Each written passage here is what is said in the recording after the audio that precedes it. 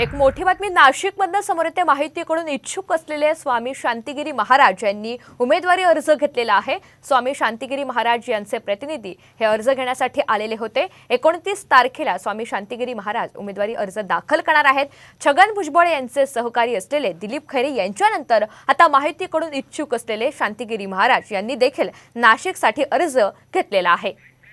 श्री स्वामी शांतिगिरीजी महाराज यांच्या उमेदवारीसाठी मी बाबाजींचा उमेदवारी अर्ज घेण्यासाठी आलो होतो व आता तो उमेदवारी अर्ज मला मिळालेला आहे आणि मोठ्या उत्साहात व मोठ्या आनंदामध्ये येत्या 29 तारखेला स्वामी शांतिगिरीजी महाराज यांचा उमेदवारी अर्ज आम्ही मोठ्या उत्साहात साजरा करणार आहे व या लोकशाहीच्या उत्सवामध्ये बाबाजींचा सुद्धा फॉर्म भरून व या नाशिक जिल्ह्यासाठी स्वामी शांतिगिरी महाराज हेच योग्य उमेदवार आहे व त्यांची निवड ही नाशिकची जनता करेल ही सर्वांकडून अपेक्षा करतो। जय बाबाजी, जय महात्माजी।